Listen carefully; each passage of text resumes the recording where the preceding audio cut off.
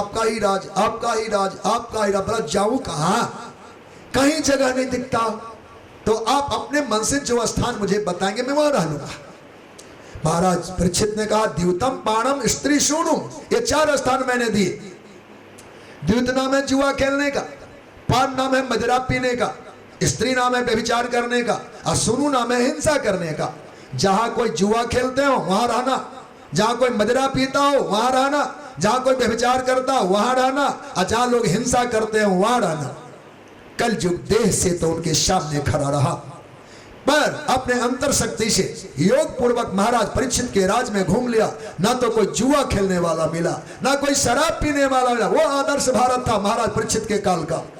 ना कोई जुआ खेलने वाला रहा, ना कोई शराब पीने वाला रहा, ना कोई वेश्यागामी दिखने लगा, और ना ही कोई हत्यारा मिला। कल युग लौट कर आया, विचार करने लगा भला मैं कहाँ रहूं। ये तो चारों में से एक भी जगह नहीं है इनके राज्य में। ये चारों क्यों नहीं थे? आपने विचार किया हो? कथा में विचार करना चाहिए। कोई भी आख्यान आए तो उसके पीछे लौट कर जाना चाहिए। महाराज परीक्षित ने जिस दिन भारत की सत्ता को स्वीकार किया, हस्तिनापुर उनके हाथ में आया, तो उन्होंने जनता के नाम संदेश दिया था, प्रजाओं को उपदेश किया था। आज भी वही परंपरा जीवित है।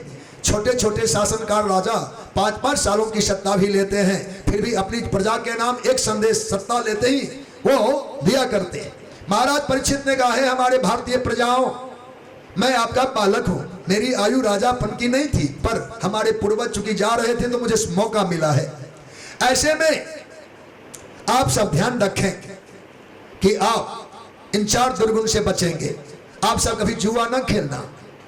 हम राजा हैं तो आदेश है, बच्चा है तो आपके लिए प्रार्थना है। भारत की प्रजा जुआ न खेले। क्यों? कहा जुआ खेलने से क्या दुख होता है। मैं इतिहास पुरानी नहीं, नए इतिहास के रूप में अपने पूर्वज को यहाँ आपके सामने रखता हूं। मेरे दादा युधिष्ठिर जी ने जुआ खेला और उन्होंने धन तो गवाया गवाया, मेरी दादी को भी दाव पर चढ़ा दिया। बोलो भक्त वत्सल भगवान की जय। तो जुआ के जो दोष है, आपने कोई पुरानी कथा सुनाते तो बात अलग, ताजी घटना आपने देखा भी होगा, बुजुर्ग हैं तो जुआ न खेलना। इससे क्या सब दुख होता है पांडव ही जानते थे जो बेचारे चले गए। आओ, मदिरा पीने से क्या दुर्गुण आता है। खबरदार भारतवासियों, मदिरा न पीना। यह मेरा आदेश राजा होने के नाते, या मेरी प्रार्थना बालक होने के नाते। भारत के लोग मदिरा न पिए। कहा क्यों? कहा यह भी घटना पुरानी नहीं, मैं ताजा इतिहास सुनाऊंगा। आपने द्वारकाधीश भगवान का नाम सुना है? अभी अभी जिनकी कीर्ति लोग गा रहे हैं, वो द्वारकाधीश भगवान जब द्वारकापुरी गए, काल ने जब अपना नृत्य करना आरंभ किया तो ब्राह्मणों के साथ उन जदुवंश को भी लगा। प्रभास नाम के तीर्थ में जदुवंशी जब आ गए तो उन्होंने भगवान की आज्ञा से उनका आना हुआ समुद्र तट पर प्रभास में कि हम लोग भजन भक्ति से इस कठिन काल को जीत लेंगे, हमको शाप लगा है, हम बच जाएंगे। पर उन जदुवंशियों ने क्या किया? वहां बारनी मदिरा पिया। जो लोग ये भी करे और वो ही करे तो बात गड़बड़ है। धर्म दिखाने के लिए करने की आवश्यकता नहीं है, ना करो, कोई नहीं कुछ टोकता आपको। धर्म तो अंतःकरण स्वीकार करने के लिए है, पर भगवान की आज्ञा से धर्म का तो आश्रय लिया सो लिया। पर उन जदवंशियों ने वारुणी मदिरा पी ली। मदिरा का दुष्परिणाम क्या हुआ? कह सकते हैं कि ब्राह्मण का शाप लगा था, नहीं नहीं, वह केवल मृत्यु का कारण तत्कालीन मदिरा पान था। एक दूसरे की खबर मिट गई, पहचान छूट गया, और हथियार तो तैयार ही थे, एक दूसरे पर चलाकर जदवंश का संहार कर दिया। भगवान का वंश सुरक्षित नहीं रह सकता यदि मदिरा पीने से, तो भला हम किस खेत की मूली हैं। इसलिए बचो, बचाओ। महाराज परीक्षित ने ऐसा कहा। और जहां जुआ नहीं, मदिरा नहीं, वहां कहीं पे विचार संभव नहीं, हत्या संभव नहीं। इतना बेदाग राज था महाराज परीक्षित का। सज्जनों, कलयुग ने कहा महाराज दाता लोग अपने मन से बहुत देते हैं, पर मांगने वालों की सुनो तो कुछ और मांग लेते हैं। ऐसे में हमें कोई और स्थान दीजिए। महाराज परीक्षित ने उन्हें कहा जात रूपम मदत प्रभु, जाओ, मैंने तुमको सोना भी दिया। जात रूप नाम सोने का है, सोना के अंडर कोट, उसी के भीतर सारी संपत्तियां भी। सोना संपत्ति का प्रतीक है। ऐसे ही सोना केवल सोना नहीं, सोना माने वैभव, पर यहाँ केवल सोना ही मानो तो सोना मौके पर था। सोने का मुकुट ही राजा के पास, तो कली ने अपना जगह बना लिया। समय पाकर जब कोई अवसर आया, महाराज वन में आए और उन्होंने देखा क्या कि प्यास लगी, होनहार बस प्यास लगी, तो संत ऋषि शमीक ऋषि के आश्रम में आए। महात्मा ध्यानस्थ थे, मांगने पर भी जल नहीं प्राप्त हुआ। कुपित होकर राजा ने कली के दुष्प्रभाव से सोचा, ये साधु लोग झूठ मूठ का नेत्र बंद कर रखे हैं, इनकी समाधि नहीं या वंचना है। वहां से कुपित होकर चले, सामने मरा हुआ सर्प देखा और गले में लपेट दिया। संत का अपराध हो गया। एक ब्रह्मचारी ऋषि कुमार इस अपराध को देख रहा था। कौशिकी नाम के नदी में श्रृंगी नाम का बालक, जो ऋषि समीक के हैं, नन्हा सा बालक स्नान कर रहा। अरे बालक, अरे ब्रह्मचारी श्रृंगी, तुम्हारे बाबा का आज किसी राजा ने अपराध कर दिया। सारी घटना सुनाई। नन्हा सा ब्राह्मण बालक कौशिकी का जल हाथ में लिया, कहा जिस राजा ने मेरे पिता का अपमान किया, आज के 7वें दिन तक्षक दंशन से उसकी मृत्यु होगी। ब्रह्मदंड लग गया। बालक दौड़ते हुए आया, पिता की गोद में रोने लगा। पिताजी जब ध्यान से बाहर आए, उन्होंने सांप को बाहर कर दिया। बस तुम रोते हो? कहा आपका अपमान किसी राजा ने किया है, आपके गले में सांप लगा दिया था, उतार दिया उन्होंने। कहा मैंने शापित किया है, आज के 7वें दिन उनके तक्षक दंशन से मृत्यु होगी। महात्मा समीक छटपटाने लगे। आहा, कभी भी अनाधिकारी के हाथ में ताकत नहीं देनी चाहिए, जो पात्र नहीं है, जिसमें योग्यता नहीं है। अनाधिकारी किसी सत्ता और शक्ति को पाले तो उदंडता से बहुत जीवों को दुख देता है। नन्हा सा ब्राह्मण बालक, इसको तपोबल के कारण इसने एक धर्मात्मा राजा को स्थापित कर दिया। हम वन की प्रजा भी इनकी ही कृपा से सुरक्षित थे, पर राजा का भला हो इसलिए तत्काल ही 2 ब्रह्मचारियों को भेजकर राजा को संवाद दिया।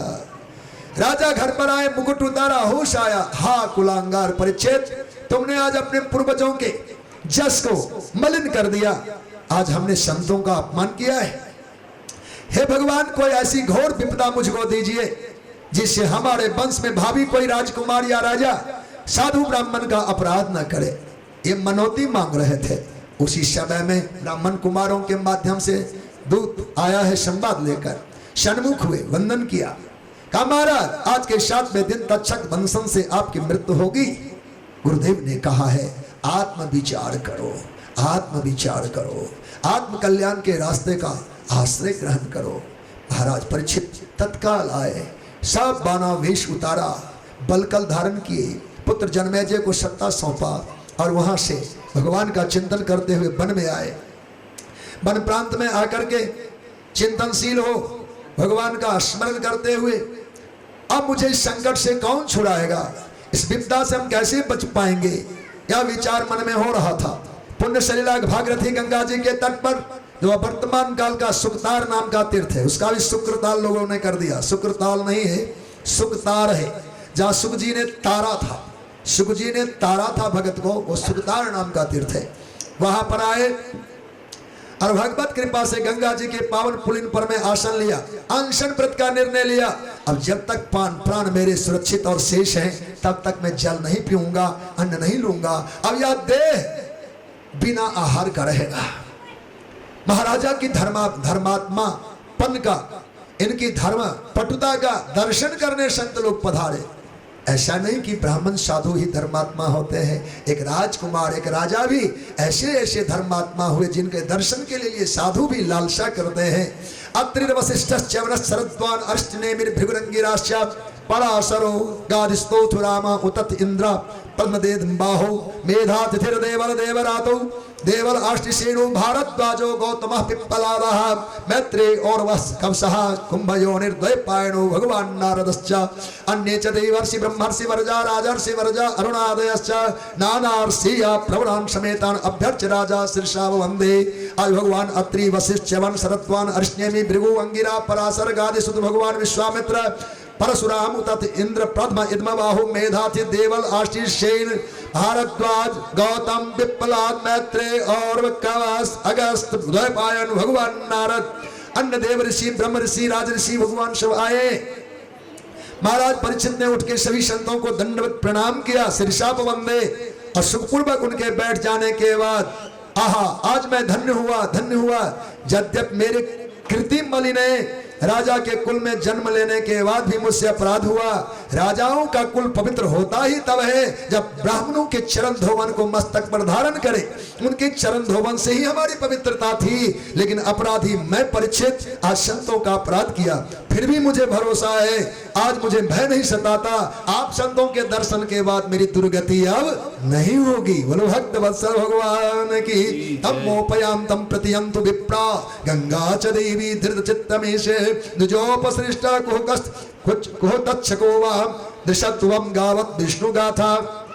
यदि आज हम एक तक्षक भी दंशन कर ले तो मैं इस बात से डरूंगा नहीं। क्यों कि गंगा जी का तट है, इसलिए हमें गति का भय नहीं।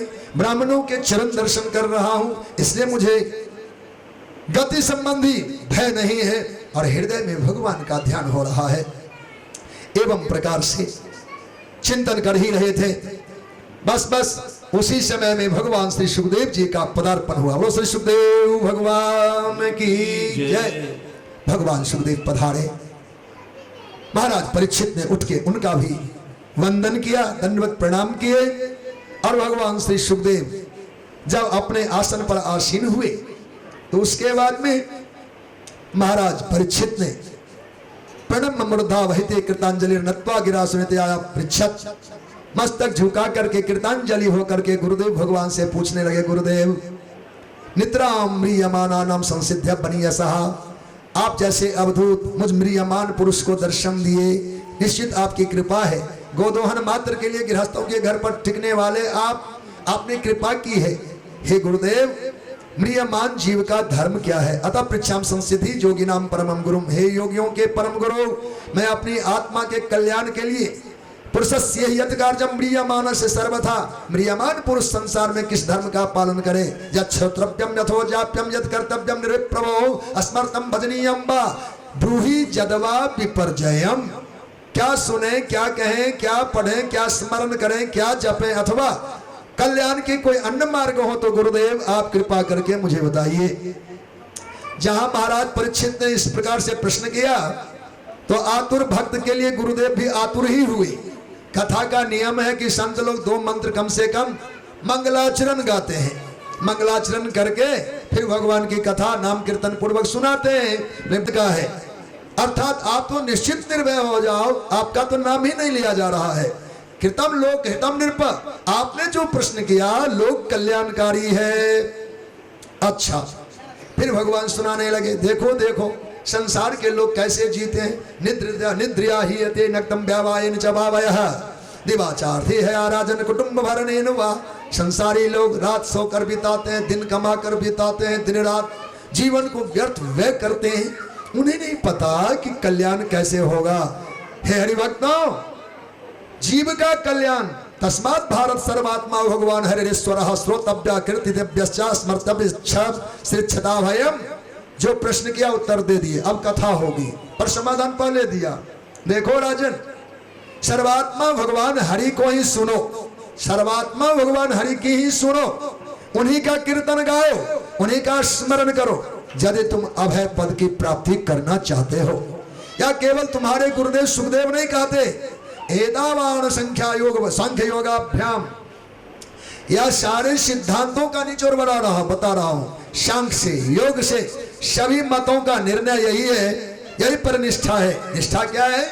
जन्म लाभा परम पुंसाम अंते नारायण स्मृति ही। मानव मात्र के लिए अंतिम फल परमात्मा की प्राप्ति है। जन्म लाभा परम पुंसाम अंते नारायण स्मृति ही।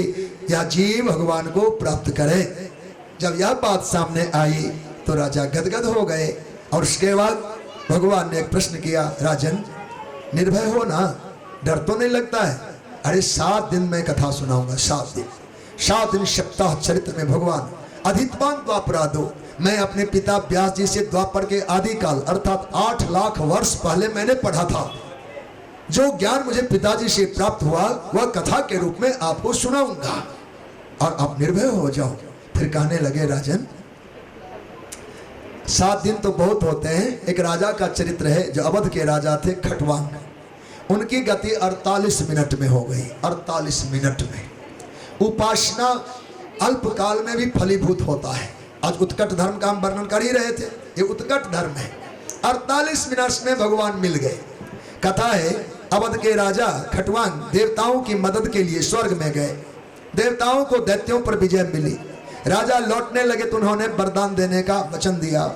कहा महाराज वरदान देना चाहते, ये बताओ कि मेरा जीवन शेष कितना है, क्योंकि जितना जीवन होगा उतना सामान मांग लूंगा। तो कहा महाराज जीवन की बात करें तो कुल अब 48 मिनट, एक मुहूर्त यानी 48 मिनट है। महाराज सूखने लगे। कहा 48 मिनट के लिए क्या मांगू महाराज, एक पल भी खर्च ना हो जाए, मेरे नगर पहुंचा दीजिए। और खटवांग राजा नगर में आए और भगवान कहते हैं राजन तूने तो बेटे को राजा बनाया। पर खटवांग राजा ने बेटे को ढूंढा तक नहीं, सीधे अंतर्मुखी हुआ और बैराग की तलवार से कामनाओं के जितने बंधन थे छत छत छत छत छत छत छत छत सबको काट डाला। वो 48 मिनट पूरे भी नहीं हुए, इतने में विमान महल के आगे उतर आया और महाराज खटवांग विमान में चढ़े और गोलोक की यात्रा कर गए। बोलो भक्त वत्सल भगवान की जय। उपासना उत्कट यदि हो तो यहाँ तक लाभ संभव है। पर भगवान श्री सुखदेव कहते राजन आओ मैं तुम्हें कथा की ओर ले चलूं। बहुत दिव्य कथा है भागवत जी की। दूसरे स्कंद में भगवान 2-4 मिनट का समय लेते हैं। चरित्र बहुत विस्तार का है, लेकिन सांकेतिक चरित्र सुना करके आज की वाणी को विश्राम तक पहुंचाएंगे। सज्जनों, भगवान ने महाराज परीक्षित को कहा देखो मैं ध्यान की विधि का वर्णन करता हूं।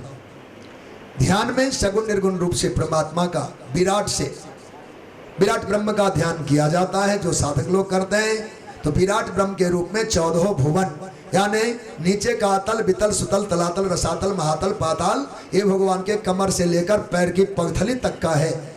और ऊपर भूलोक भुवरलोक स्वरलोक महालोक जनलोक तपलोक सत्यलोक आदि जो हैं ये भगवान के काटी से ऊपर नाभि से लेकर मूर्धा मस्तक पर्यंत के भाग हैं।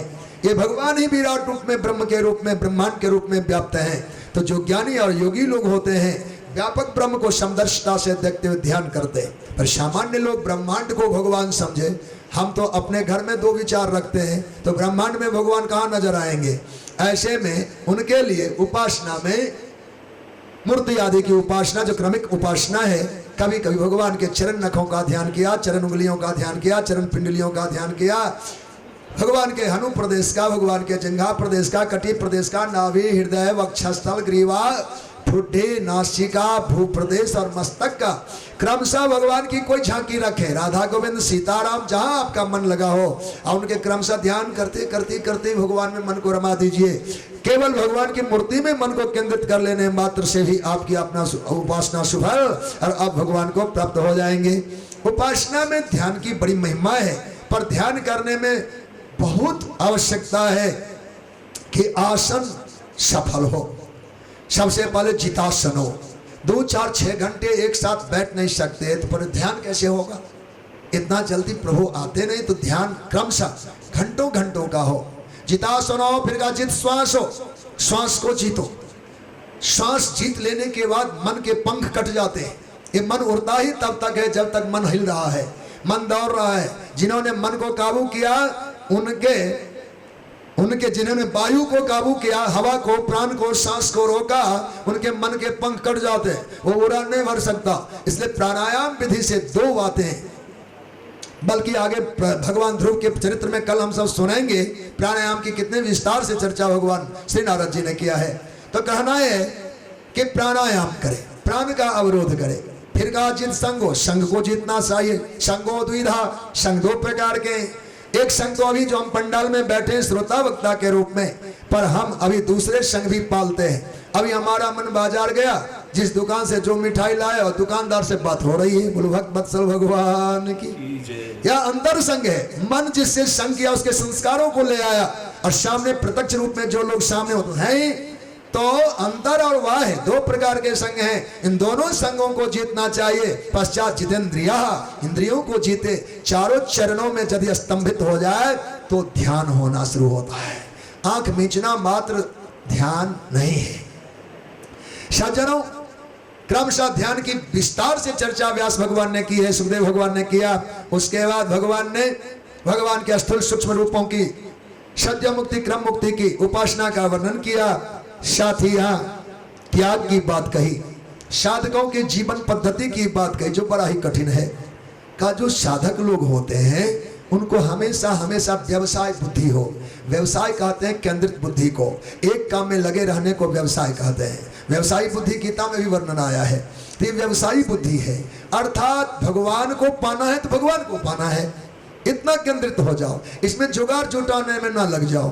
तो कुछ यहाँ कमेंट है, कुछ उपहास है भगवान सुखदेव जी के द्वारा। अभी मंगलाचरण पर नहीं आए हैं, अभी तो केवल कथा कर रहे हैं। कहा सत्यम चितो किम कशवो प्रयासरि बाहो सुसिद्धे बरहणि किम सत्यंजलो किम प्रधान पात्रा दिग्बल कलादो मत किंग सत्किंग दुगुलई। हे महात्मन, हे राजा, कोई वस्तुतः भगवान का भजन करने वाला साधु वन में जाए तो क्या जरूरत पड़ेगी किसी वस्तु की कि वन में भी महल बन जाए, वहां एक पलंग हो जाए? कभी नहीं। सत्याम चितो किम कशवो प्रयास है, जिसको धरती मिल गई खुली उसको फिर घर बनाने का क्या काम। और फिर कहा जो बाहो सुसुदेव बरणी किम, साधु की मोटी बाह कब काम आएगा?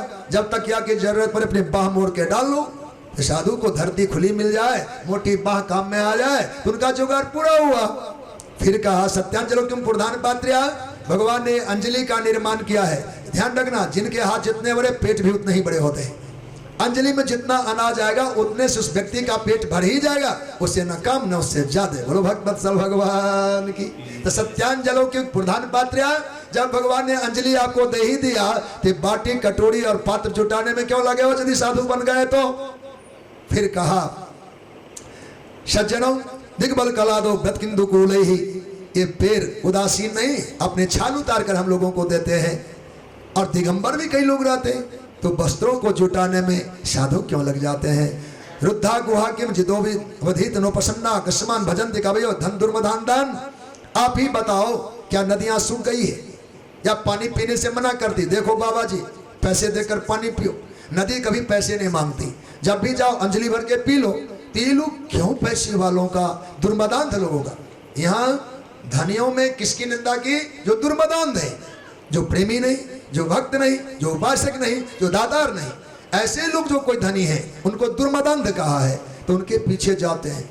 हे हरिभक्तों, नाजायज धन का हिस्सा ला करके जग भी कर लेगा तो कितना परिणाम होगा। स्वाहा स्वाहा शब्द सुने जाएंगे, परिक्रमा पूरी होगी, पर यज्ञ देश विश्व की रक्षा के लिए किया जाता है। वस्तुतः वह सात्विक ढंग से होता, उसका परिणाम एक कुंड से ही प्रकट हो जाते, बल्कि 100 कुंडों के यज्ञ का परिणाम 100 यजमानों तक भी नहीं जाता। बोलो भगवत्सल भगवान की जय। इसलिए धन की शुद्धता का विचार है। तो साधु जब भी जीवन यापन की बात करे अपने आप को समेट कर चले। पश्चात भगवान श्री सुखदेव जी ने मंगलाचरण भी किया। तो मंगलाचरण के सभी पद का नहीं, एक मंत्र हमको जो स्मरण में है उसी को ले लेते हैं। यद कीर्तनम जद स्मरणम जद क्षणम जद वंदनम जद श्रवणम जदर्हणम लोकस्य सद्यो विधिनोति कल्मषम तस्मै सुभद्रा श्रवसे नमो नमः। हम उन भगवान करुणा निधान श्री सीतानाथ श्री राधा वल्लभ भगवान का स्मरण करते हैं। कहा कैसे भगवान का? कहा जद कीर्तनम, जिनका कीर्तन करने से, जद स्मरणम, जिनका स्मरण करने से, जद वंदनम, जिनका वंदन करने से नहीं, वंदन करने से, जद श्रवणम, जिनकी कथा सुनने से, जदर्हणम, जिनकी पूजा करने से, लोकस्य सत्यो विधिनोति कल्मषम। अर्थात जिन भगवान का कीर्तन करे, कीर्तन सुने, वंदन करे, स्तुति करे, प्रणाम करे और पूजा करे तो लोक मात्र का अर्थात जगत का कल्याण होता है और सारे कलमश नष्ट होते हैं। ऐसे दीनानाथ दीन दयालु परात्पर प्रभु श्याम सुंदर की हम गाथा गान करते हैं। बहुत मंत्रों में इनका महिमा गान भगवान श्री सुखदेव जी ने किया है। तो उधर नहीं ले चलते आपको, आइए पुनः कथा की ओर। महाराज परीक्षित को भगवान ने कहा बेटा, लोग उपासना जो करते हैं तो 2 प्रकार से, एक कामनाओं के भेद से उपासना है। कामना से लोग भिन्न भिन्न देवी देवताओं की पूजा करते हैं। ब्रह्म वर्चस्व की कामना वाले भगवान ब्रह्मा की पूजा करें, जिन्हें विशाल से वैभव संपत्ति चाहिए वरुण देव की उपासना करें। जस की इच्छा रखने वाले लोग यज्ञ करें, जिन्हें चिरायु जीवन चाहिए अश्विनी कुमार की पूजा करें। सुंदरता की प्राप्ति करने के लिए भगवती दुर्गा की उपासना करें। जिन्हें पति पत्नी में संबंध मीठा रखना हो भगवती पार्वती की पूजा करें। विद्या की प्राप्ति करने के लिए भगवान शंकर की उपासना करें। एवं प्रकार से अनेकों देवी देवताओं का नाम गिनाया गया। पर कहा जिसको सारी कामना हो तो क्या करे? एक कामना पूरा करने में एक देवता तो साल में मिले, 2 साल में मिले तो जिंदगी तो चली जाएगी। अब कामना हजारों में, फिर क्या होगा? एक मंत्र का प्रयोग किया भगवान सुखदेव जी ने। अकामः सर्वकामो वा मोक्षकाम उदारधीः तीव्रेण भक्ति योगेन जजेतः पुरुषः परम। सज्जनों, अकामः सर्वकामो वा मोक्षकाम उदारधीः, उदार बुद्धि वाले लोग यदि अकाम हो, जिनको कोई कामना ही नहीं है, फिर किन देवता को माने, किनकी पूजा करे? अकामः, कोई कामना ही नहीं है, कुछ भी नहीं चाहता। फिर कहा सर्व कामो वा, जिनको सारी कामनाएं, सभी कामना जिनके पास है। फिर कहा मोक्ष काम, केवल मुक्ति चाहिए, कुछ नहीं चाहिए, सब कुछ चाहिए, केवल मुक्ति चाहिए। 3 दर्जे हो गए, 3 in 1, तीनों मिलाकर एक, तीनों के रास्ते एक, 3 तो लाभ और रास्ता एक। कुछ नहीं चाहिए तो, सब कुछ चाहिए तो, और केवल मुक्ति चाहिए तो क्या करना चाहिए? कहा तीव्रेण, जल्दी जल्दी, आज करेंगे कल करेंगे, टालो मत। तीव्रेण भक्ति जोगेन प्रीति पूर्वक जजेतः पुरुषः परम। गोविंद के भजन में लग जाओ, कुछ नहीं चाहिए तो भी, सब कुछ चाहिए तो भी, और केवल मुक्ति चाहिए तो। गोविंद हरे गोपाल हरे गोविंद हरे गोपाल हरे, जय जय प्रभु दीन दयालु हरे, जय जय प्रभु दीन दयालु हरे, जय जय प्रभु दीन दयालु हरे, जय जय प्रभु दीन दयालु हरे। गोविंद हरे गोपाल हरे गोविंद हरे गोपाल हरे, जय जय प्रभु दीन दयालु हरे, जय जय प्रभु दीन दयालु हरे। गोविंद हरे गोपाल हरे, गोविंद हरे गोपाल हरे, जय जय प्रभु दीन दयालु हरे, जय जय प्रभु दीन दयालु हरे, जय संतों के प्रतिपाल हरे, जय संतों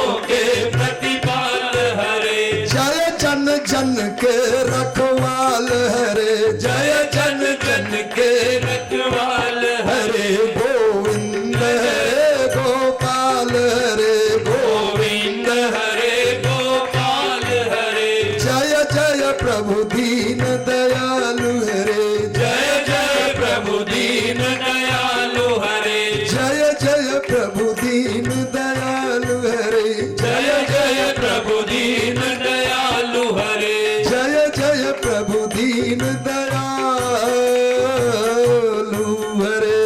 भक्त वत्सल भगवान की केवल 2 शब्द और। हे हरिभक्तों, भागवत धर्म का निरूपण करते हुए भगवान श्री सुखदेव जी ने भागवत के 10 लक्षणों का यहाँ वर्णन किया है। सर्ग विसर्ग स्थान पोषण उति मनवंतर ईशानु कथा निरोध मुक्ति और आश्रय, इनका विस्तार से वर्णन भागवत धर्म में किया।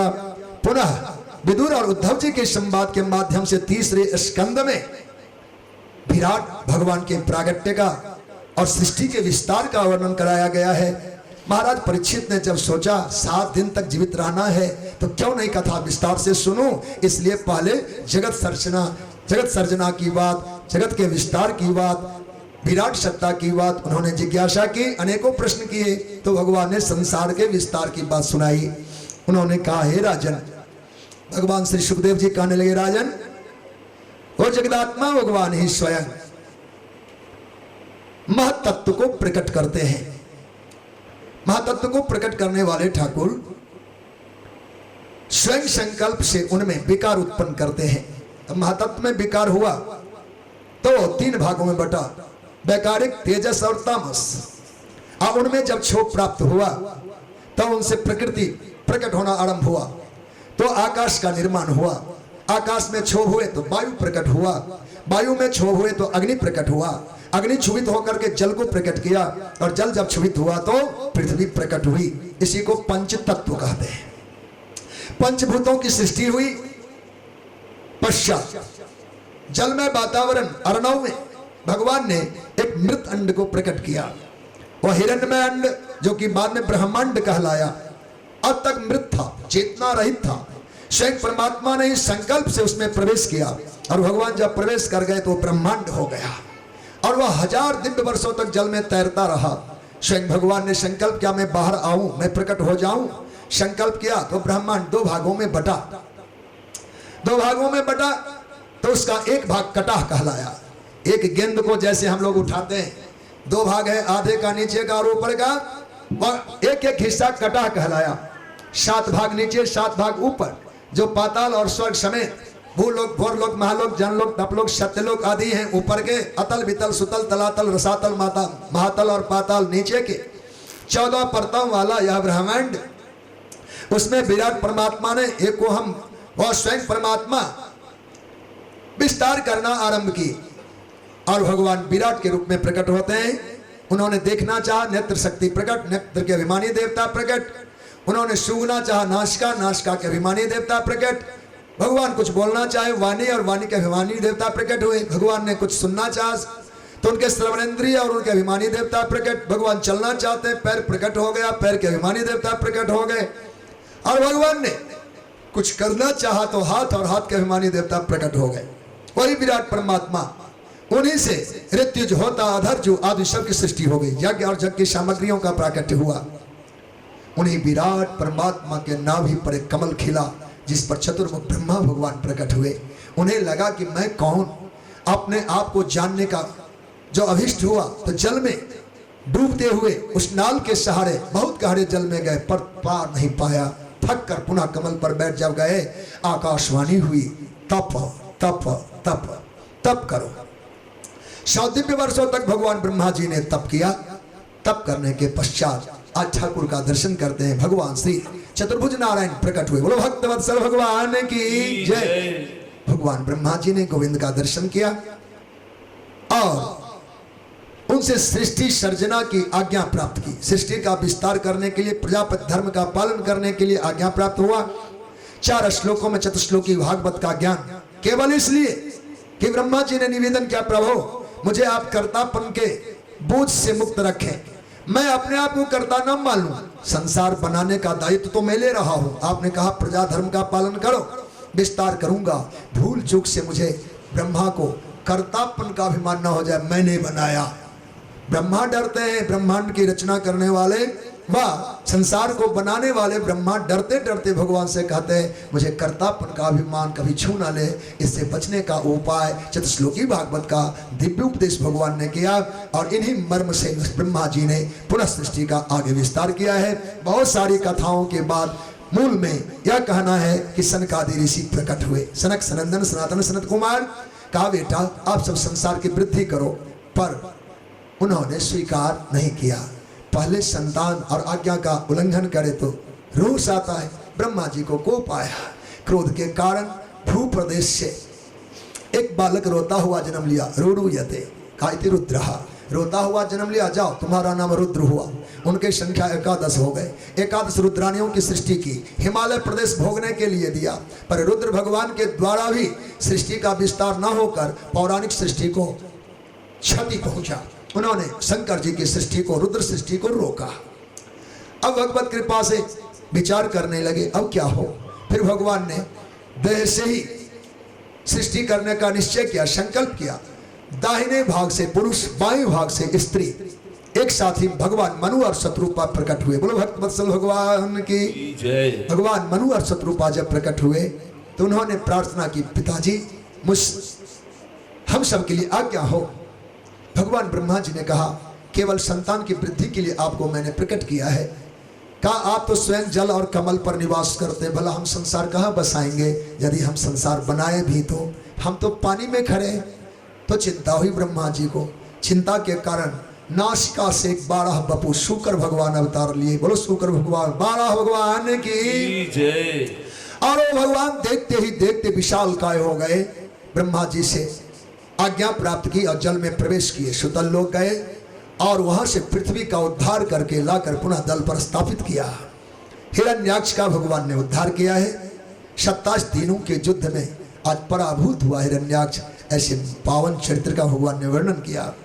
भगवान श्री सुखदेव कहते राजन, इस चरित्र में राजा परीक्षित इस समय चकित हो रहे हैं। कैसा बलि था हिरण्याक्ष, 27 दिनों तक भगवान के साथ लड़ता रहा। ये भगवान के इशारे में सृष्टि में प्रलय हो। कहा बेटा ये बड़ा बलशाली हुआ। पूर्व कथा है, भगवान कश्यप और देवी दिति ने एक बार अनुपम चिंतन किया। भगवती दीति ने भगवान श्री कश्यप से कहा, मुझे एक पुत्र चाहिए, बड़ा बलशाली हो और विशेष गुणवान हो। विशेष गुणवान और संस्कारी पुत्रों के लिए समय की प्रतीक्षा करनी पड़ती है, पर भगवती ने ऐसा नहीं किया।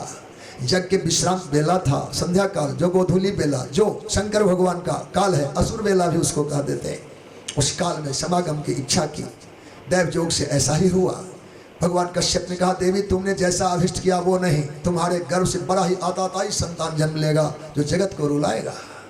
भगवती स्नान आदि करके जब आई, लज्जित हुई, कहा प्रभु हमसे अपराध हुआ। कहा तुमने अपने अपराधों को स्वीकार किया, इसलिए तुम्हारा पोता धर्मात्मा होगा। तो गर्भ में जो संतान आएगा दुनिया को रुलाएगा, मैं इस गर्भ के संतान को जन्म ही नहीं दूंगी। माता दीति ने ऐसा संकल्प किया, 100 वर्षों तक गर्भ में संतान को रख लिया। देवयोग से उसी समय में जय और विजय को शाप लगा सनकादि का। जैसे माँ और जैसे बच्चा बालक होना चाहिए, वैसे ऊपर जीव हो, तब तो दीति के गर्भ में आता था ही संतान आना था, जो कि था नहीं। तो 100 वर्षों की प्रतीक्षा के बाद जय विजय स्थापित हुए, माता दीति के गर्भ में प्रविष्ट हुए और वही हिरण्यकशिप और हिरण्याक्ष के रूप में प्रकट हुए हैं। आज भगवान ने कृपा की है और हिरण्याक्ष का उद्धार हुआ। सज्जनों, अद्भुत चरित्र है। भगवान ब्रह्मा जी ने सृष्टि का विस्तार किया है। मनु शतरूपा ने जगत बनाया, प्रजा का वर्धन किया, 5 संतानों को जन्म दिए। बालक में 2, तानपाद और प्रियव्रत, जो चरित्र हम कल सुनेंगे। कन्याएं 3, आकुति, देवहूति और प्रसूति नाम की हुई। आकुति नाम की कन्या का विवाह रुचि प्रजापति के साथ किया गया। जहाँ यज्ञ नारायण भगवान दक्षिणा देवी प्रकट हुई थी, उन्हें भगवान रुचि प्रजापति ने स्वयं स्वीकार कर लिया। दूसरे प्रसूति का विवाह दक्ष प्रजापति के साथ कर दिया। देवहूति का विवाह ऋषि कर्दम के साथ। बिंदु सरोवर में आकर महाराज मनु ने अपनी कन्या उन्हें समर्पित की। भगवान नारायण ने प्रजापति कर्दम को उनके तप से संतुष्ट होकर गदगद होकर के वचन दिया, मैं आपके यहाँ पुत्र बन के आऊंगा। कर्दम ऋषि के यहाँ बालक बनकर भगवान आएंगे, ये वचन दिया। भक्त के भक्ति से रोम रोम पुलकित भगवान के नेत्रों से जल छल छल छल छल बहने लगा। भगवान के नेत्रों से जो जल बना, जल गिरा, वह जल बिंदु ही बिंदु सरोवर हो गया। भगवान के नेत्रों के जल से बिंदु सरोवर तैयार हुआ। आज भी लोग वहां जाकर के देव कर्म पितृ कर्म साधते हैं। गुजरात प्रांत में है। सज्जनों, देवहूति माता ने भगवान कर्दम के साथ विवाहित होने के बाद वर्षों तक आश्रम की सेवा की। भगवान कर्दम भूल ही गए, मेरा विवाह भी हुआ है। आज तो 2 घंटे बात ना हो तो झगड़े पड़ जाते, 2 मास में टूट जाते हैं लोग। लेकिन हमारा इतिहास, हमारे ग्रंथ, ध्यान दीजिए, कर्दम ऋषि का विवाह हुआ और साल 2 साल नहीं, हजारों साल बीत गए। देवी देवहूति आश्रम में झुर्रियां पड़ गई है, देह में बाल पीले पड़ गए। कर्दम की जब आंखें खुली ऋषि जी की, कहा देवी तुम कौन? हंसने लगी, महाराज मैं आपकी पत्नी हो। भगवान मनु ने आपके हाथ पानी ग्रहण कराया था। ओहो, मैं तो भुला ही गया। अब इतने समय बीत के झुर्रियां आ गई हो चमड़ियों में, बाल पीले पड़ गए हो, ऐसा भी विवाह होता है क्या? कहा देवी आपको मैं सुखी करूंगा। तत्काल जाओ सरोवर में स्नान के लिए। सरोवर में जो ही डुबकी लगाई, वहां विशाल महल दिखा, हजारों देवियां मिली, सबने उपटन लगाए, अंगराग लगाए, उनको सुगंधित स्वरूप दिया और यौवन प्रदान कर दिया। हजारों सखियों समेत आई जब देवहूति, तो महात्मा ने अपने तपोबल से विमान तैयार कर लिया। वो विमान कोई साधारण नहीं कि 250 लोग चढ़ जाएं। उनमें खेल के मैदान थे, भोजन का कक्ष था, शयन का कक्ष था, विलास कक्ष था, एवं प्रकार से एक एक सुख के साधन विमान में थे। उस विमान में हजारों सखियों समेत देवहूति आरूढ़ हुई और वर्षों तक विमान आकाशचारी रहा। और जब धरती पर उतरे तो कुटिया में आकर के प्रजा धर्म का पालन किया, 9 कन्याओं का जन्म दिया। देवहूति मां ने 9 कन्याओं का जन्म दिया। कर्दम ऋषि वन में जाने लगे तप करने के लिए। कहा स्वामी उचित है गृहस्थी लोग घर कभी समय से व्यवहार पूरा करके चले जाए तो अच्छा है, पर आपने कन्या को जन्म दिया, 9 कन्याओं को हम उचित वर के साथ जोड़ सकें, स्त्री का धर्म नहीं है, हम इनके लिए शिवक वर ढूंढ नहीं पाएंगे, इस दायित्व को आप पूरा कर दे। तो महात्मा को स्मरण हुआ, अरे गलती हो रही थी, भगवान भी आएंगे, वो मोरे पुत्र बनने को वचन दिए। तो गृहस्थी में रहे और वो दिन भी आया। दैव योग से माँ देवहूति ने गर्भ में हमारे ठाकुर कपिल भगवान को धारण किया। गर्भस्तुति आज ब्रह्मादिक देवताओं ने किया है। भगवान कपिल प्रकट हुए। बोलो कपिल भगवान की जय। कपिल भगवान के अवतरणों के काल में सभी देवता आए ही थे। समय बीता, आज देवताओं ने, ब्रह्मादिक देवों ने कहा बाबा आपको चिंता थी 9 कन्याओं की, समाधान लेकर आया हूं। मेरे 9 बेटे हैं, इनके साथ विवाह कर दो। तो मरीचि के साथ कला नाम की कन्या का विवाह कर दिया। तत्काल सारे काम पूरे हो गए। कहा अत्रि नाम के महात्मा के साथ अनुसुईया देवी का, अंगिरा ऋषि के साथ श्रद्धा का, पुलस्त ऋषि के साथ हविर्भू का, पुलह नाम के ऋषि के साथ गति का, और क्रतु नाम के महात्मा के साथ क्रिया नाम की कन्या का, भृगु नाम के महात्मा के साथ ख्याति नाम की कन्या का, वशिष्ठ नाम के ऋषि के साथ अरुंधति नाम की कन्या का, अथर्वा नाम के ऋषि के साथ शांति नाम की 9वीं कन्या का विवाह करके महाराज कर्दम आज अपना लौकिक दायित्व पूर्ण करके संतुष्ट हुए। अब देखिए भजन करना चाहिए, कब तक करना चाहिए? जब तक भगवान न मिल जाए, यही बात है। पर कर्दम ऋषि को भगवान तो मिल गए, कपिल भगवान पुत्र बन गए, पर उन्होंने कहा भगवान हमको आज्ञा दीजिए, मैं भजन करूंगा। और एकांत जाकर के भजन करने लगे। आज्ञा ले ली। माता देवहूति पुत्र को लालन पालन कर रही है। उन्होंने सत्संग किया, बेटा आप भगवान ही हैं, अवतार लिए हैं, क्या हम स्त्रियां भी आपके पात्र हैं? क्या हम आपको पा सकेंगी? भगवान ने विस्तार से सांख्य का निवेदन किया है, अष्टांग योग आदि का वर्णन किया है, पर पश्चात का आप समीचीनस्तु मद्भक्ति माँ, आप सबके लिए, बल्कि सबके लिए भक्ति ही समीचीन है। भक्ति कैसे करें लाल? का 4 प्रकार से। भक्ति में 4 बातों का ध्यान रख लिया जाए, भक्ति सध जाता है। पहला कहा स्वधर्माचरणम शक्तिया, अपने धर्म का शक्ति भर पालन करना चाहिए। विधर्माच विवर्जनम, धर्म के पालन अधर्म से बचने के बीच में शक्तिया शब्द को रखा। अपने शक्ति भर धर्म का पालन करें, जब तक आप हारे नहीं तब तक धर्म को न छोड़े। विधर्माच विवर्जनम, जब तक टूट ना गए तब तक पाप की ओर पैर ना बढ़ाओ। अपराध भूल चूक से हो तो हो, पर जब तक शक्ति हो तब तक पाप का परहेज करे। स्वधर्माचरणम शक्तिया विधर्माच विवर्जनम यथा लाभोच संतोषा, जो मिल जाए संतुष्ट रहो, आनंदित रहो। बहुत है, बहुत है, भगवान ने बहुत दिया है, फिर भी हमारे मुंह से बहुत शब्द कम निकलता है। बहुत से लोग हैं अभावों में जीवन जी लेते हैं, उन्हें अमीरी का एहसास ही नहीं हुआ कि मैं अमीर भी हूं। धनी को धनीपन का ज्ञान ही नहीं होता, उनका जेब भरा होता पर मन खाली होता है। धन से भंडार भरा फिर भी संतोष कोष में निर्धनता, दम तो रही है मानवता। धन से खजाना भरा है पर संतोष का खजाना खाली है। उन्हें विश्वास नहीं कि मैं धनी भी हूं, हमेशा अभाव की गाथा सुनाएंगे। तो कहते हैं तीसरा लक्षण है भक्त का यथा लाभोच संतोष, जो प्राप्त है उसमें सुखी हो जाओ, संतुष्ट हो जाओ। बहुत तो है, बहुत है, एक बार ईमानदारी से भगवान को बहुत कहा तो बड़े प्रसन्न होंगे। और चौथा आत्मविद चरणार्चन, आत्मवेत्ता पुरुष जीवन में कभी मिल जाए, ज्ञानियों का संग मिल जाए तो उनकी चरणों का आश्रय ले लो। ज्ञानी पुरुषों का संग लग जाने के बाद निश्चित रूप से जीव का कल्याण हो जाता है। उनके चरणों का अर्चन करें। अर्चन का मतलब फूल पत्ती चढ़ाना ही नहीं है। अर्चन से आधीनता स्वीकार करे, आदेश स्वीकार करे, उपदेश स्वीकार करे, कहने में चलने लग जाए, ये आत्मविद चरणार्चनम। सज्जनों सदगुरुओं के आश्रय में रहकर उनके वचनों पर निर्वाह करने लग जाए, ये भक्तों के लक्षण है। सज्जनों, माता देवहूति ने कहा वत्स आज्ञा हो तो मैं भी भजन करूं। अब देखो बेटा भगवान है, कहती मैं भजन करूं। कपिल भगवान ने कहा पिताजी भजन में गए, आप भी भजन में जाती हैं तो मैं क्या करूंगा, मैं भी भजन करूंगा। कपिल भगवान गंगा सागर चले गए, जहां लोग एक बार जाया करते हैं, गंगा सागर एक बार कपिल दर्शन को जाते हैं। कहा जब माँ भजन करे, पिता भजन करे तो हम क्या करेंगे, हम भी भजन करेंगे। कपिल भगवान भजन में चले गए। अब माता देवहूति ने भजन करना आरंभ किया। त्रिकाल स्नान करती है गंगा आदि तीर्थों में और साधना करती हैं। धन है हेरे भक्तों, ये कथा झकझोरता है हम सबको। जब माता देवहूति का देह पूर्ण हो रहा है, अपने तपोमय जीवन को पूर्ण करके जब संसार छोड़ने लगी, तो हम सब विचार करते कौन तो कंधा देगा, कौन तो पानी देगा, कौन तो पिंड देगा। माता देवहूति एक मौन उपदेश करती, बेटा जगत में किसी का भरोसा न करना, तुम अपने कंधे आप बन जाओ, अपने पिंड आप बन जाओ, अपने पानी आप बन जाओ, तुम अपने कल्याण आप बन जाओ। तुम्हारा कल्याण तुम ही हो, तुमसे ही संभव है। इसलिए देखो जो मैं करने जा रही हूँ।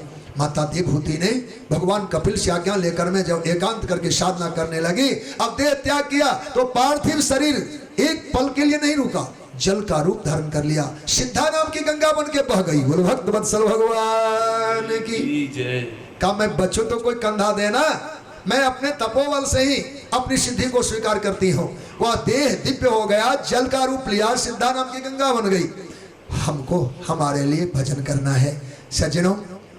हम सब अपना अपना कल्याण साध सकते हैं। हमें ईमानदारी से कोई पूछे, हम अपने पिताजी को याद भी नहीं करते। अभी अब श्राद्ध पक्ष है, तिथि आएगी तो याद कर लेंगे, श्राद्ध दे देंगे, फिर कभी याद नहीं आएगा। हाँ, कोई चर्चा सज्जन लोग करेंगे, पिताजी की याद आएगी, रोज याद नहीं आते, ऐसे कोई भी नहीं करते। तो पिताजी या जो पिताजी का कोई मानो भजन कम किए होंगे, थोड़ा भजन किया होगा, उनकी गति चाहे जैसी भी होगी, तो क्या कोई बेटा ईमानदारी से पिता के हिस्से का भजन करता है क्या? इतना तो 10 माला तो मैं अपने लिए करता हूँ और 10 माला पिताजी के नाम का, ऐसा कोई नहीं करता। पिता का भजन अधूरा रहा तो अधूरा रहा और पूरा रहा तो पूरा रहा। इसलिए आप ही पिता हैं, आप ही पुत्र हैं, अपने भजन को आप साधिए। ये कल्याण एकाकी है, हम अपना उद्धार आप ही कर पाएंगे। ये जवाबदेही किसी कंधे पर मत डालना। आधे मकान को पूरे कर देगा, आधे व्यापार को पूरा कर देगा, आधे खेती को पूरा कर देगा। किसी पिता के आधे भजन को कोई बेटा पूरा कर दे, ऐसा इतिहास में कोई चरित्र नहीं आया। बोलो भक्त वत्सल भगवान की। हम अपने कल्याण के लिए सावधान हो जाएं। सज्जनों, माता देवहूति के इस पावन प्रसंग का चिंतन है, इस वंशावलियों का वर्णन है। आइए, प्रसूति माता ने 16 कन्याओं को जन्म दिया था, जिनमें 13 कन्याएं धर्म से ब्याही गई। 3 कन्याओं में एक स्वाहा नाम की कन्या अग्निदेव के साथ, एक सुधा नाम की कन्या पितर अर्जमा के साथ, और सती नाम की कन्या का विवाह अभी जो शेष है। देवताओं के द्वारा प्रेरित करके ब्रह्मा जी उन कन्या की याचना करते भगवान शिव के लिए। दक्ष प्रजापति वह कन्या देना नहीं चाहते, पर बार बार के प्रयास से सफलता मिली। देवताओं ने कहा, आप कहेंगे प्रजापति से, हम उन्हें यह पद देंगे, अर्थात उन्हें प्रजापति का पद देंगे। लगता है पद की लोलुपता कर सकते हैं, या पद के सुख का चिंतन करते हुए, न चाहते हुए भी दक्ष प्रजापति ने अपनी कन्या सती भगवान शिव को अर्पण किया। भगवती सती भगवान शिव से ब्याही गई। बोलो सती वल्लभ भगवान की जय। बड़ा मांगलिक चरित्र है, पर इस चरित्र में बड़ा विघटन हुआ। एक बार भगवान शंकर और माता सती ऋषि अगस्त के आश्रम पर कथा सुनने गए। चित्त लगाकर कथा सुन नहीं पाई, समझ नहीं पाई माता सती। रास्ते में त्रेता का काल, भगवान का वनगमन, सीता जी का हरण और प्रभु श्री राम लखन का रुदन चल रहा था। भगवान शिव ने उन्हें चिन्हारी नहीं की, परिचय नहीं किया, पर प्रणाम किया। भगवती सती के मन में आया, भला एक राजकुमार को मेरे स्वामी त्रिलोकीनाथ प्रणाम करें, योग्य बात नहीं है। संदेह में पड़ गई। भगवान शिव ने कहा, ये मेरे स्वामी हैं, यही हमारे स्वामी हैं, इष्ट हैं, हमारे प्रभु हैं। भगवती सती फिर भी विश्वास नहीं करती, कहा जाओ परीक्षा ले लो देवी। और भगवती सती ने जानकी जी का रूप धारण किया और भगवान की परीक्षा ली। परीक्षा क्या लेना था? भगवान ने अपनी लीला प्रकट की, सीता राम लक्ष्मण और भगवान के पार्षद प्रकट हो गए। भयभीता भगवती सती, जब भगवान श्री राम जी ने कहा, विपिन अकेल फिरौ के हेतु, कहाँ बुझाए कहाँ वृष केतु, तो छटपटाती हुई लौट आई है। भगवान शिव ने पूछा, देवी कैसे आई और क्या परीक्षा लिया मेरे भगवान का? जब परंपरा झूठ की चल पड़ती है तो झड़ी लग जाती है। एक बार हुआ तो हो ही गया। सती माता ने झूठ कहा, जबकि संभव नहीं था, गुंजाइश नहीं है। सती और शिव में झूठ कहा, कछना परीक्षा लिन गोसाई किन प्रणाम तुम्हारे नहीं। आपकी तरफ प्रणाम किया। भगवान शिव ने कहा, मानती तो पहले मान जाती, परीक्षा लेकर के मानती हो तो हम भी परीक्षा करेंगे। और शिव ने ध्यान किया और अंत में देखा क्या, माता सती ने भगवती जानकी का रूप लिया। जानकी जी के रूप के धारण करने मात्र से सती का त्याग किया। भगवान शिव ने संकल्प पर में देवों ने प्रशंसा की। समाधि आकर 87,000 वर्षों की लगाई। पश्चात कनखल के यज्ञ में, पिता के यज्ञ में भगवती सती गई और शिव का भाग ना देख करके कुपित हो पिता के इस यज्ञ में देह का त्याग कर जाती हैं। जोगानल में भगवान शिव के गणों ने यज्ञ को विध्वंस किया। भगवान शिव को ऋषि मुनियों ने, भगवान श्री नारद ने सती चरित्र श्रवण कराया। भगवान शिव कारुणिक, उन्होंने दक्ष प्रजापति पर करुणा की, कृपा की, आशुतोष से प्रसन्न हुए, बकरे का सिर लगवाकर उनका जीवन सुरक्षित किया, पुनः यज्ञ की पूर्ति हुई। ये भगवान शिव आशुतोष शिव है, दयालु शिव है।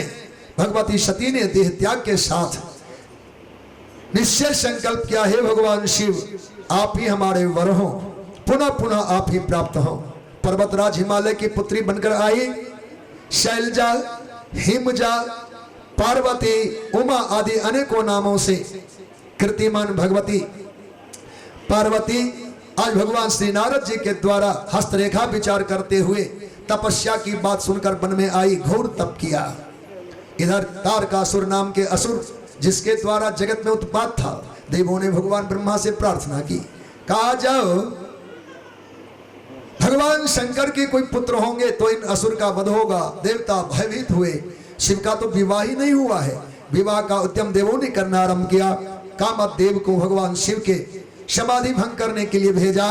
शिव के कोपाग्नि में काम स्वाहाकार हो गए। रति को वरदान प्राप्त होता है। देवों ने विवाह करने की प्रार्थना की। प्रभु श्री राम ने भी आकर मनाया, जाय विवाहो शैला जी यह वही मांगे देहो।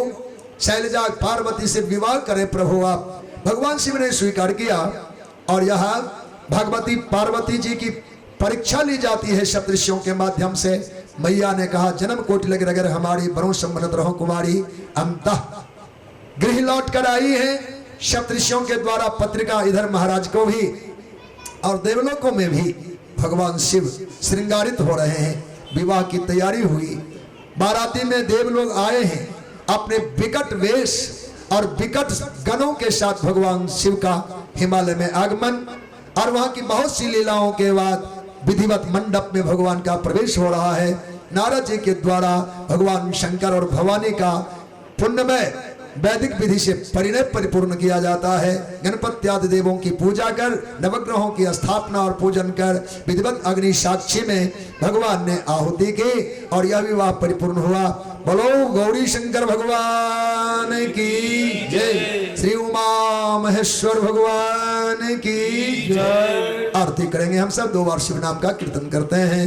शिव शिव जपत मन आनंद, शिव शिव जपत मन आनंद, मन आनंद, मन आनंद, मन आनंद, मन आनंद। शिव शिव जपत मन आनंद, शिव शिव जपत मन आनंद। जाहि सुमिरत विघ्न नाशत, जाहि सुमिरत विघ्न नाशत। कटत यम के फंद, कटत यम के फंद। शिव शिव जपत मन आनंद, शिव शिव जपत मन आनंद, शिव शिव जपत मन आनंद, शिव शिव जपत मन आनंद। जोगिया जगमगन बिलसत, जोगिया जगमगन बिलसत, जोगिया जगमगन बिलसत, जोगिया जगमगन बिलसत। शैलसुता के संग, शैलसुता के संग।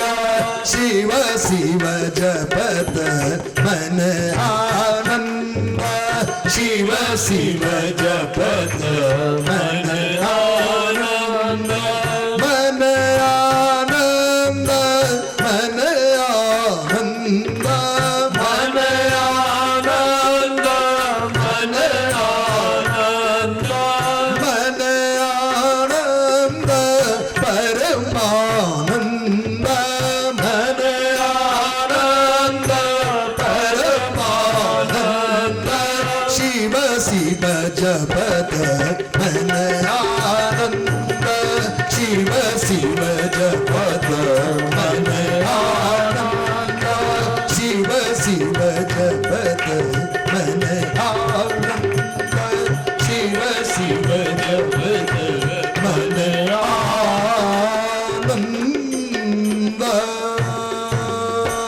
नमः पार्वती पतये हर हर महादेव। पंखा बंद कर दे।